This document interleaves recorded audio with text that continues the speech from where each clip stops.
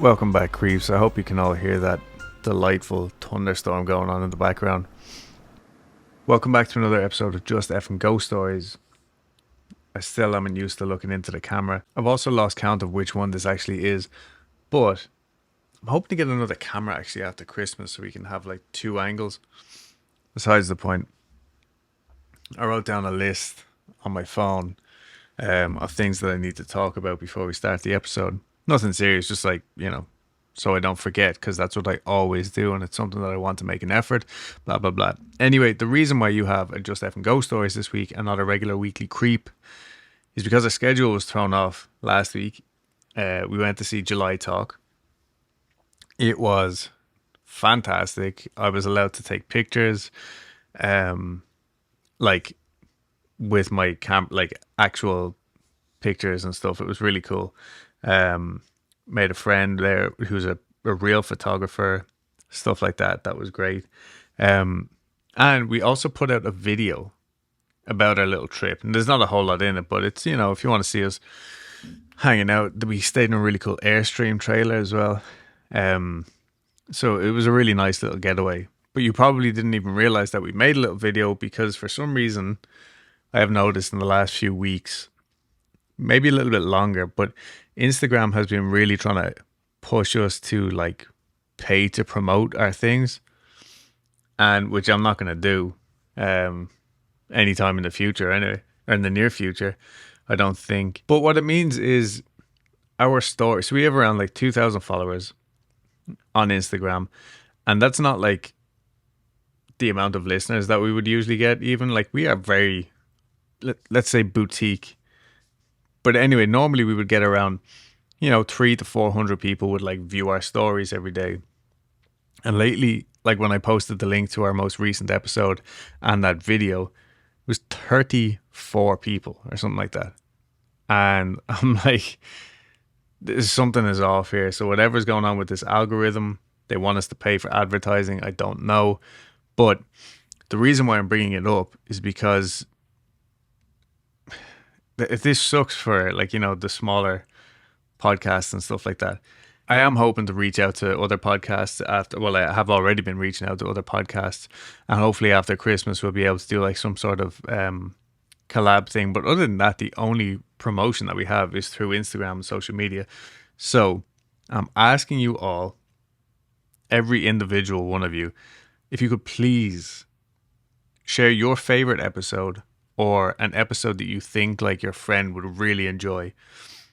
If you like physically copy, well, not physically, but if you copy the link and text it to them, share it on WhatsApp. According to Spotify, a lot of people use WhatsApp to share our stuff, which is fine. Any way at all possible, we would really appreciate it, because Instagram is just trying to, I don't know, fucking bury us for some reason. Another thing on my list is that we are actually thinking about moving. Again, this was another thing that I shared on our stories the other day, and like, I think 3 people got to see, or actually like engaged with it. But we're pretty much looking for suggestions. We kind of, Houston's the only place in the States that I've ever lived, and Dulce actually for that matter. So right now we're currently like hoping to go like northeast somewhere. As like the flights then would be like direct to Dublin or back to Houston for whatever reason. But yeah, we really have no idea. So we're like, Pennsylvania, that looks like it could be cool in certain spots. But, anyway, we're just looking for suggestions. So we did get a few, like our friend in New Jersey. I'm really pushing on that one. I'd like to hear more about that from you, actually. Like, the beach sounds like a great place to live. But yeah, so if you have any suggestions or places that you lived once before and now you wish you could go back, let us know. We're all ears. Other than that, on my list I have, look at my cup. This is my favorite fucking cup. The handle is gone. Hold on, I gotta hide behind it. So that's another favor actually. If anybody knows where I could get this cup, because I got it like on special in TK Maxx like 3 years ago, and I haven't seen it since. But it's the perfect size. Let me know where to get good cups. And the last thing on our list is to thank all of our patrons. Just Thank you for everything. We really, genuinely, sincerely appreciate every single one of you all. We say this every week, but like, there's a lot of little expenses here and there with the podcast, like buying books. For example, like I have 2 books currently for our series that I'm working on that should hopefully be coming out next week. The H Home series, I think I had like 4 books. I had to, it was a whole thing. Anyway, that's like most of it. Other than that, it's small things like this mic arms, which I am actually hoping to upgrade in the new year. Lights and stuff. All that kind of crap. But more so than the money, it's actually just the fact that you guys are showing the support. That means the world to us. And yeah, we really appreciate it. So, with that being said, let's tell some Just Effing ghost stories.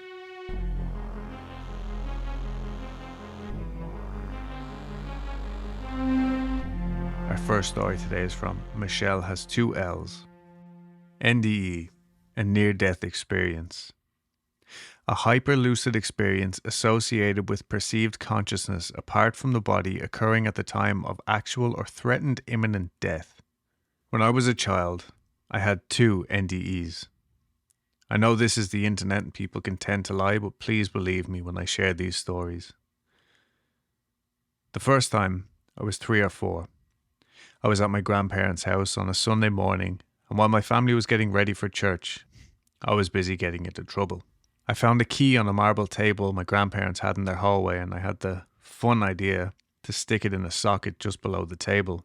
I was a strong-willed, naughty child, and often did the exact opposite of what I was told, so of course, I had to see what fun I was missing out on.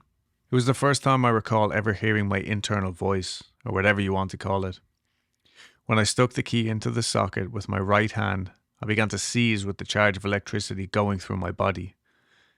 I specifically remember a voice inside my head saying, "This is what dying feels like." I flew back and hit my head on the marble floor. My grandparents were Italian. Everything was marble. And then I began my ascent. I remember travelling out through the dining room window and headed up. Not straight up, but forward and up. I did not recognize any of the vague faces that lined the channel of light I was travelling up, but again, as a child, I didn't know anyone who had died at this time, so there were no familiar faces, but a presence of entities nonetheless. Their presence was warm, welcoming, and felt as if they would pass through me, like 2 different smoke trails intermingling. I was weightless and unafraid.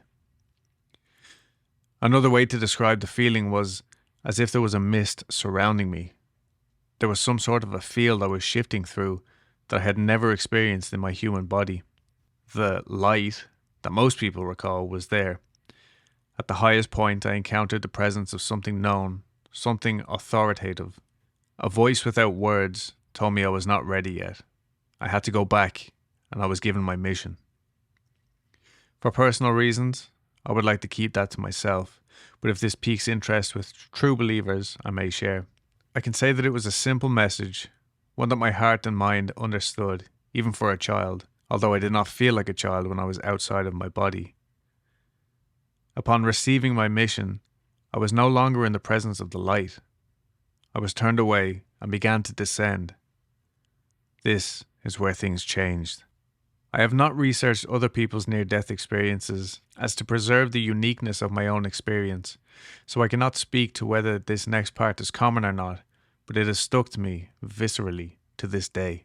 Immediately, all the warmth and comfort I felt in the light began to fade, fast. Every weight that had been lifted or lightened as I went up began to surround me on my way back down towards my body. Peace was replaced with fear. I worried and wondered how I was going to find my body. I was a little girl. How could I get back to my grandparents' house in Montreal, a big city that I did not know? I had not even crossed the street by myself at that point. I saw with the consciousness or sight available to me the whole city below. This occurred in the early 80s, and I had never seen an image similar to Google Earth view, but that is exactly what it looked like to me. I zoomed in closer and closer. I was not in control of where I was going, but clearly my spirit knew how and where to find my earthly body. I cannot reiterate enough how much weight I felt returning. It was as if home was being ripped away from me, and all the trappings that even my young body felt had been reapplied with each and every meter I came closer to rejoining myself. Some details are foggy. I remember my older sister kicking me while I was on the ground, thinking I was faking it. It was the first physical sensation I recall feeling. When I awoke in my physical body, I went to see my dad in the room he was getting ready in and said, "Daddy, Daddy, I saw Jesus." For a 3 or 4-year-old, that was all I knew, so that's how I explained it. I remember my dad taking both my hands and looking for marks. There were none. Let me answer a few questions for any skeptics out there. My grandparents had an old house with old wiring. There was nothing to cause a breaker to trip, so the current went through me until I blasted back and onto the ground. It was the 80s, and there was nowhere to take me after the incident, so I have no medical proof of this, just my memories. Also, because it was the 80s, parenting styles were a little more relaxed. There was no fuss made about the incident, though my older sister did get in trouble for kicking me. Another thing to note is that this must have been a traumatic experience for me as a child. Unlike many experiences that are too big for a young mind to handle, it was stored away deep in my mind until it could surface when I was prepared to handle the repercussions. I was well into my 20s before the memories fully reassembled in my mind. At that time, I went to my dad and asked if he remembered. His memory was jogged to the event I described, and knowing now how big of a moment it was, we are dumbfounded that it swept over so easily in our family history. That was event number 1. The second event occurred when I was 11. I was playing with a boy, trying to keep up and show how tough I was. We were getting up to no good, unattended. It was the 80s, remember. Kids came home when the streetlights came on. In our ever-increasing moments of daring activities, trying cigarettes for the first time happened that day as well. We decided we would play a choking game. I choked him first. He tapped out. I refused to be a sissy like him and never tapped out. The situation was nearly exactly the same as the first time. Although I did not consciously remember my first near-death experience at the time I experienced my second one, everything that happened outside my body was the same. It felt doubly familiar. The fact that it had happened years earlier only made the scenario feel more commonplace. Doesn't everybody have this happen to them? The same sensation of going forward and up, being lifted, becoming ever lighter and more free from the white noise and anxiety that permeate our earthly existence, greeted me again. I did not recognize a single soul that lined my effervescent channel upward, but their presence was comforting as they greeted me on my journey towards home. Once more, I was in the presence of light. No sandaled giant sitting upon a throne, just light and love. Total peace. I was again told my mission and redirected back to my earthly body. The same feeling of weight returning was upon me. The same fear of finding my body, the mental chatter we all experience, grew louder the closer I got. When I awoke, there was only a feeling of cold wet on my face. The boy who had strangled me was weeping over me. His tears had soaked my face. He was angry, thinking it was a terrible prank that I had played. But I had gone grey and there was blood that came out of my right ear. He knew I was dead. But then I came back. We did not tell a single soul for fear we would get in trouble for our antics of smoking and running amok in the forest like wild things. We thought for sure that we would catch a whooping for our stupidity, so we swore to never speak of it again. I do not know if I have suffered any remaining damage as a result of these two experiences. Those who know me might say there's something a little bit off about me, but nothing that became an impediment to me living a normal life. I will say that, whether it's as a result of the NDEs or not, I do have a heightened sense of the unexplained. I have no fear whatsoever of death, quite the opposite. I long for that feeling of freedom and of being home. Currently, I am a nurse and I want to work with those who are dying. Palliative care is the field that I'm drawn to help people transition with ease and less fear towards what awaits. It has taken a long time to get there, But I believe that part of the reason I was sent back was to fulfill this dream and help others untangle the mysteries of the afterlife. I can only speak to my experience. I'm not looking for a debate, nor do I want to have to defend two of the most defining moments of my life. I simply wanted to share for the first time what it was like for me to die. Twice.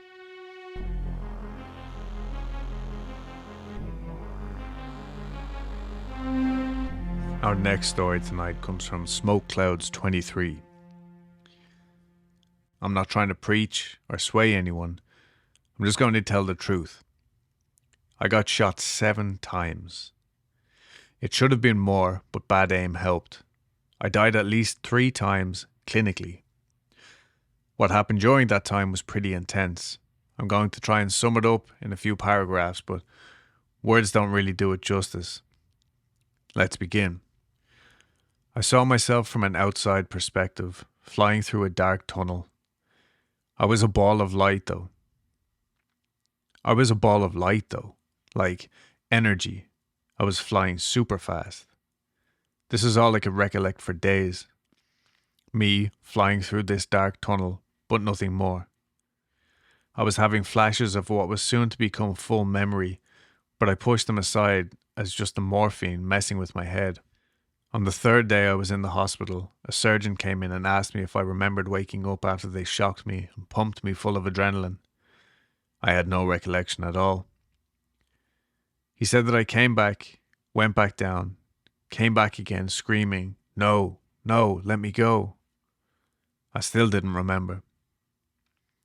He asked me again, in a different tone, telling me he'd seen it before and was curious. He said that they had to restrain me even though I was shot twice in the chest and had a jaw and shoulder in pieces. I was fighting hard for something. As it started to come back, I denied remembering anything again because I didn't want to sound crazy. I'm not crazy. After the tunnel, I was all of a sudden in the most beautiful blue water I'd ever seen. I describe it like a colouring book blue, a shade of blue that only a child might know. On each side was grass that was just as beautifully coloured as the water. There were people lined up on both sides, and though I didn't pay much attention to them, I'll never forget the smiles and the love I felt radiating from every direction, especially right in front of me. At the end of the water was the most beautiful light I'd ever seen, a sun you could stare directly at, so to speak. With all of my heart, I had to get to it. Like a child loves candy, I needed it. I don't know why, but it was my entire life wrapped up into one mission. Get to this beautiful light. It gets blurry here, but I remember being right there in front of it, feeling an ecstasy no person on earth can explain unless you've experienced it. There's not a word in the English language that explains it. Apparently they shocked me. I came up and went back down. That part I kind of have a recollection of. It was then that God spoke to me. It hit me right in the chest, the words did. He said something along the lines of, "It's not your time," or "I'm not ready." It wasn't words, it was just energy being passed from him to me. So the second time the surgeon asked, it came back, quickly, everything that happened. I remember not wanting to leave. I remember the love, the light, the ecstasy of what home really feels like. The fight I put up, how dare them take me away from there. Next time you leave work, a friend's, a restaurant, and say you're going home, just remember that while home is where the heart is, you're not home yet. You'll all inevitably see, eventually, and it's nothing to be afraid of. When we cry at a funeral, that's us being selfish that we didn't do this or that. The person you're crying for is yourself. The person that passed did just that. Passed the test of life and is now full of more love than you can imagine. Be happy for them and pray for the day that you'll see them again.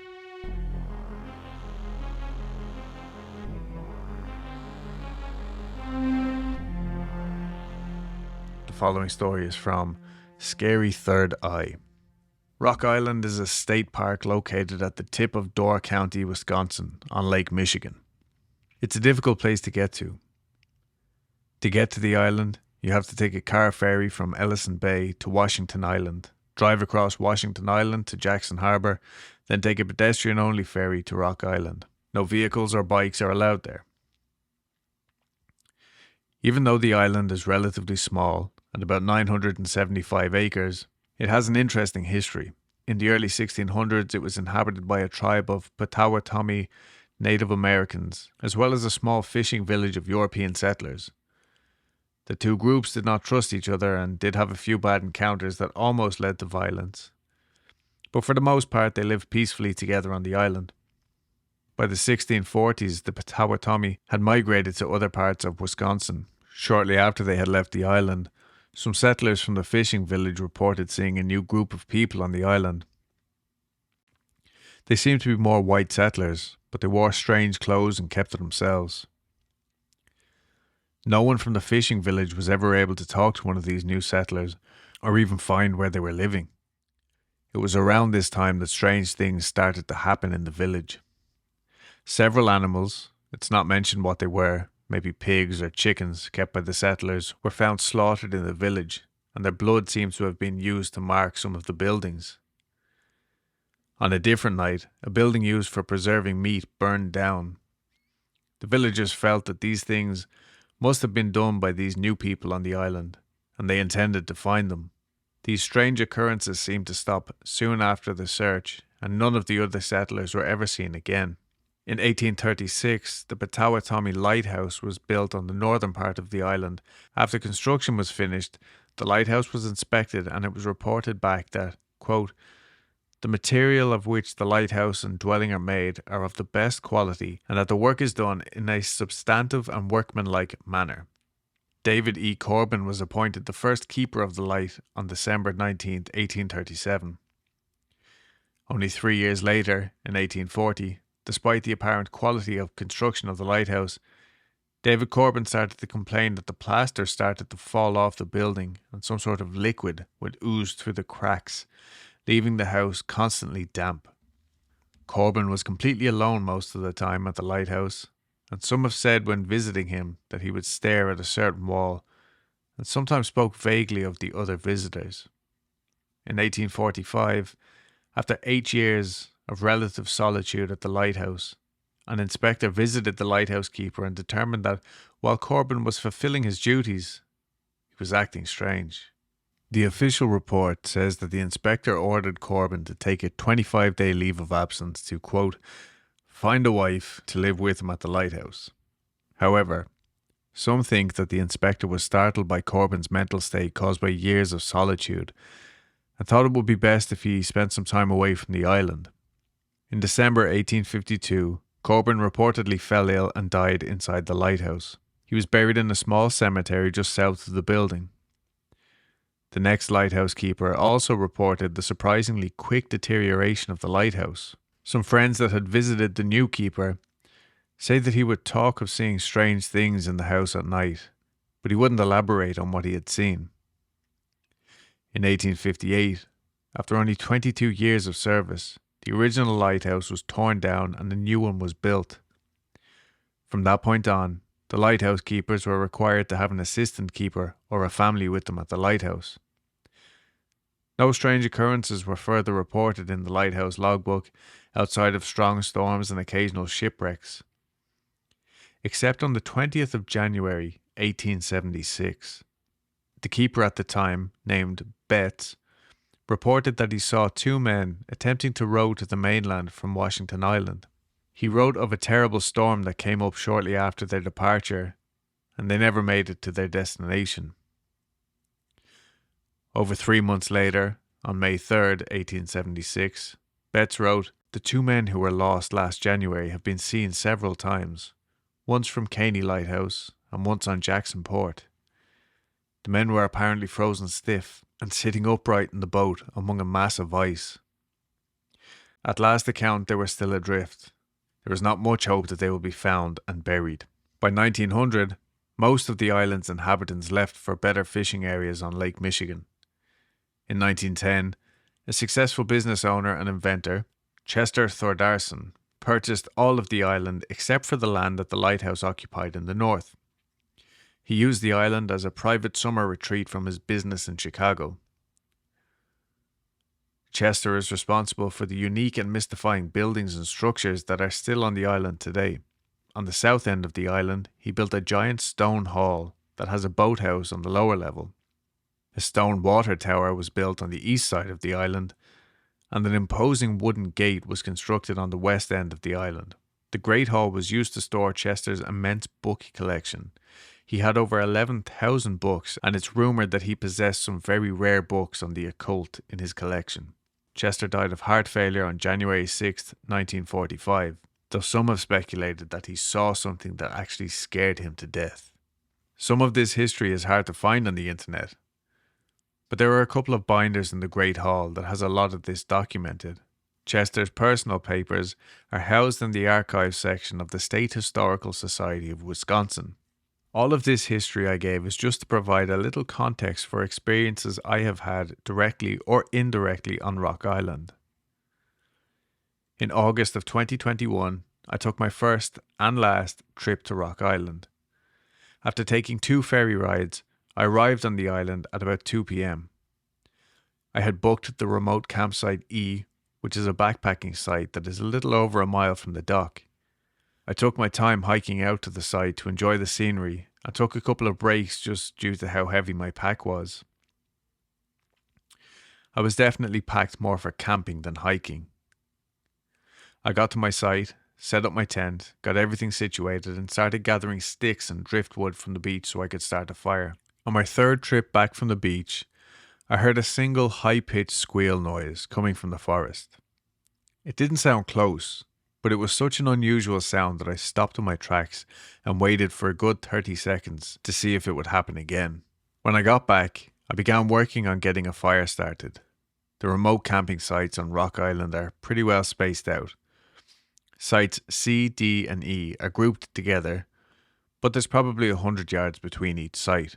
There's no real trail connecting the 3 sites directly, but enough people have walked along the ridge between the 3 sites that there's an obvious path. As I was setting some sticks up in my fire ring, something caught my eye and I looked up. Fairly far away, it looked like it might have been at site D or even a little further, was a person running in my direction. My first thought was, well, that's odd, because like I said, it's not even a real trail that they were on. Then my mind just went to, there must be something wrong and this person needs help. They got a little closer, and it looked like maybe it was a woman in loose grey clothes, maybe in a hoodie. It was still far enough away that I couldn't really make out any details. I quickly stood up from the crouching position I was in, and just as I did, I heard that high-pitched squeal noise again. It was behind me, and it was much closer this time. This startled me quite a bit, so I turned around to look behind me. I scanned the trees for a couple of seconds, but didn't see or hear anything. I turned back around because I knew that the running person must be getting close, but now they were gone. Again, I stood there and scanned the trees, but didn't see them anywhere. I was so confused I was kind of frozen for a few seconds. It was all very strange, but I was able to reason it out in my head that it was just a fellow camper from site C or D that was maybe running to the pit toilet that was a couple of 100 yards west of the sites. I tried to forget about it, but it was really just bothering me. I didn't like whatever that squeal noise was, and I just felt strange. With some effort, I decided to let it go and started my fire. I had a quick meal and a couple of adult beverages, then decided to take a little walk. I hadn't seen Site C or D yet, so I thought I would go and check those out and see if I did have some neighbours camping nearby. Site D was empty. I did see the path that led from Site D to the main trail and pit toilet, so that made me feel a little less uneasy about the runner. I figured that it was maybe someone from Site C that took a strange way to get to the main trail by going through Site D. It didn't make a ton of sense because I probably still should have seen them, but it made me feel better. I continued on to Site C and saw there was a tent set up. I really didn't want to bother anyone, but I just thought I would go over with the excuse that I would introduce myself as camping neighbour from Site E and see if anyone looked like they might have been the person running earlier. I came up on the site and there was a couple sitting at the picnic table. Neither of them looked like they would have been the person I saw running, but I introduced myself. They were probably in their mid-30s. They were very nice and both seemed to be pretty drunk, but quiet drunk. I didn't ask about the runner or the squealing noise because I thought it might be weird. I wished them a good night and walked back to my tent. When I got back, I had a cigar and a few more drinks. It got dark, and it started as a perfect night. The sky was clear, and I was just staring up and looking at millions of stars. I felt better about everything from earlier and felt stupid about the whole thing and decided to get some sleep. It was a long day, so I fell asleep almost immediately. At around 2:30 a.m., I woke up to a huge boom of thunder. It started downpouring. The wind picked up and the temperature dropped. A pretty big storm came through and I was starting to worry. The wind was whipping at my tent and the ground was shaking from the thunder and lightning. I did not feel good about being out there in a tent and felt very exposed. The storm lasted for about an hour before it became just a light, steady drizzle. I was just starting to fall back asleep when I heard the squeal noise again. I opened my eyes up wide in the dark and just lay there, silent. There was another, louder squeal noise and it was pretty close. I knew there were no dangerous animals on Rock Island. There were deer and porcupines, but nothing like bear or wolves. But that still didn't make me feel any better. There was just something about that squeal that I did not like. I say squeal because that's the best I can describe it. It sounded to me like a pig squeal. I honestly don't know that much about pig noises, but that's what I thought of when I heard it. An injured, angry pig squeal. I continued to lay in my tent and started to hear footsteps outside. It was still raining, so the sounds were a little buried in the sound of the rain, but it definitely sounded like a somewhat large animal or human walking around. I sat up in my tent and took out my knife just to feel better. In my head, I just kept saying, "You know it's an animal, it's fine, there's nothing in these woods that can hurt you." I listened as the footsteps started moving away from the tent. I just sat there, being still, holding my knife for maybe 10 minutes without hearing anything else. I started thinking to myself, "It's fine. It was just an animal, you're being stupid, and you need to get some sleep." I was just about to lay back down when there was a very loud squeal, and it was right outside my tent. It felt like my heart just stopped and a shiver went down my spine. My heart was beating so hard my entire body was pulsing and I felt it in my ears. It took everything in me, but I forced out a "get out of here." Not shouting, but as stern and mean sounding as I could manage in the moment. I didn't hear any more squeals or footsteps that night, but I also didn't sleep. I just sat there in my tent for maybe an hour before I lay down. Eventually the rain stopped and I just kept laying there until the sun came up. All that time reassuring myself that I was being stupid. It was just an animal. It was probably 7 a.m. before I decided that I had to get out of my tent to relieve myself. As soon as I stepped outside, I saw the picnic table had been turned over and was upside down. When I saw this, I surprisingly calmly thought, "Okay, this is enough. I'm leaving the island today." I checked my surroundings and nothing else seemed to be out of place. I eventually reasoned with myself that the wind had blown the table over during the storm. It still seemed a little strange because the table was pretty heavy, and I felt like I would have heard the table flipping over. But that might have made sense. I admit I get easily scared when I'm camping in the woods by myself. Maybe that's natural. After I had some coffee and food, and the sun came out, I realized that nothing I heard or saw was really anything that couldn't be explained. Other than not getting a good night's sleep, I was having a pretty good time. The reason I came to the island in the first place was to hike the 7-mile Thordarson's Loop Trail that has a lot of interesting things to see, and I was excited to start the hike. I kept walking on the trail until I came to a nice scenic overlook with a bench where I sat and drank some water. I started to hear some talking on the trail ahead of me, but I couldn't see anyone yet. There was a bend in the trail, and the trees were thick, so I sat on the bench waiting for these people to come around the bend. The voices were coming closer, and I could tell that they weren't speaking English, but I couldn't place the language that it might have been. Both voices were very, very deep and guttural. Then, back deep in the woods, I hear a quick, loud holler. Immediately, both of the voices I was listening to responded in their own holler. I kind of smiled because it sounded like these two heard whatever it was in the woods and were trying to be funny and mock it by responding. I got off the bench, put my backpack on, and started walking in the direction further down the trail where the voices were coming from. But I never did find these people. The rest of the hike went very well. I did walk down to campsite C to ask the couple I spoke to the night before about how they did with the storm during the night, but they had packed up and left. I was disappointed because I also really wanted to ask them about the squealing noises during the night. The rest of the evening was pretty uneventful. I built a fire, made some meals, had a cigar and some drinks.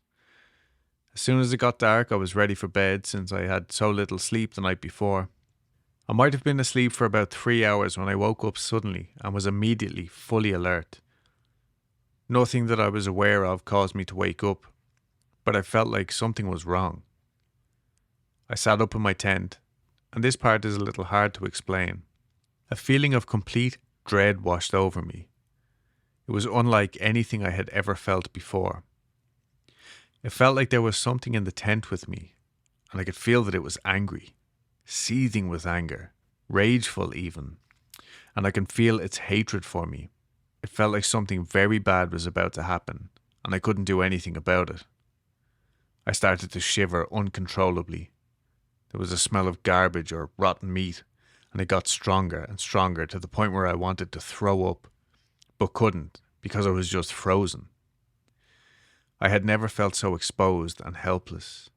I stared forward at nothing, just frozen. And the weird thing is, I accepted whatever was about to happen to me. It was like my brain was telling me that whatever is about to happen, even if it's death, will at least be relief. Then I passed out. At least, I have to assume I passed out. That's all I remember until I woke up at about 8 o'clock that morning. When I woke up, I was laying outside of my sleeping bag, on top of it, and my legs were in an unnatural and uncomfortable position. I was on my back with my left leg straight out and my right leg bent so that my foot was up against my left knee. My heart started pounding, but I kept thinking to myself, it was a dream. I'm leaving right now. It was a dream. I'm leaving right now. I packed up everything very quickly and started back toward the dock to catch the first boat off the island. Since the first boat from Washington Island doesn't arrive until about 10:30, I had to kill a little time around the Great Hall and dock area. I wanted to get off the island so bad, but I did feel a little better just being out of the woods and I could see other people. I sat down on a bench a little to the east of the dock and lit a cigar, just to give me something to do while trying not to think about the night before. I was sitting a few minutes and scanning out over the water when I was startled by someone behind me saying hi. I jumped and was embarrassed when the person came around saying, sorry, didn't mean to scare you. I just saw you smoking and came over to ask if you had a lighter. I felt like an idiot and told him it was fine. I just didn't sleep well last night and was kind of zoned out, and I handed him my lighter. He thanked me, lit a cigarette, then handed the lighter back to me. We started talking about the usual things you might talk about, and he said he was from the Madison area. We talked about the storms we'd been having. He seemed to be a real outdoorsy kind of guy and talked about his plans to move to Washington Island. It was a nice, normal conversation and kind of took my mind off the night I had just had for a little while. He seemed like a pretty nice guy. Then, naturally, he asked me what side I'd been staying at. I told him I was staying at Site E the last 2 nights, and he said that he usually books that site, but I must have reserved it before him. He said he had to book D the last 2 nights. I was surprised by this because no tent or anything was at Site D the 2 times I had walked past the site. I told him this and he said that he comes to the island a few times a year and you have to book a site, but he actually camps at different areas of the island. I asked him where he camps and he told me that most of the time he camps out in the East Cemetery, but he also likes to camp in the woods south of the lighthouse. He told me that he hikes about halfway down the Fernwood Trail and just heads north into the woods where he finds a place to camp. He said that one time he found the ruins of a small log house in those woods and he's going to try and find it again and camp inside of it. At this point I started to change my opinion about this guy and wanted to change the subject. And then he asked me if I had heard the screeches in the woods. I took a second to reply and knew he was talking about the squealing I had heard. I told him I did hear it, and he looked at me as if he was thinking whether he should tell me something, like a secret. With no expression at all on his face, he said matter-of-factly, "A demon lives on this island." Under any other circumstances, I would have laughed this off, but not after what I had experienced the night before. He looked at me and must have seen the anxiety and fear I was feeling. He surprised me by letting out a quick laugh, and asked me if I saw anything last night. I told him that I hadn't seen anything, and he stared at me like he was trying to figure something out. I felt like he could tell that I had experienced something. At this point, I was ready for the conversation to be over. Then he told me he had seen something in the cemetery last night.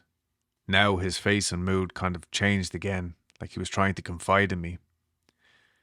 I really didn't want to ask the question, but I knew he wanted me to ask, "What did you see in the cemetery?" Then I could tell he changed his mind about telling me. He actually looked at me with empathy and told me what he had seen was hard to explain, but if I was afraid of the screeching noises, he didn't think I should go near the cemetery. I didn't say anything right away, but he said 4 words without any context. "Keepers of the flame." I looked at my cigar, and the ash was long. I put it out and told him that I was going to wait by the dock for the boat. He nodded, and I started to walk away. After a few steps, he said, "Hey," and I turned around to look at him. He just said, "Don't come back here." I turned around and started walking again. I don't know if that was a warning or a friendly suggestion, but I took it to heart. I was definitely not coming back to Rock Island. When I got home, I looked up Keepers of the Flame as it pertained to Rock Island. I found 3 things that he could have been referring to. The name of the Native Americans that lived on the island, the Potawatomi, could be translated to Keepers of the Flame. The lighthouse keepers on the island were sometimes referred to as the Keepers of the Flame. Then, there was also a 19th century cult that was said to visit the island from time to time that called themselves the Keepers of the Flame. I know that hundreds of people visit Rock Island every year and have a great time camping, hiking the trails, and exploring Chester's buildings. My humble suggestion is this: do not go to Rock Island.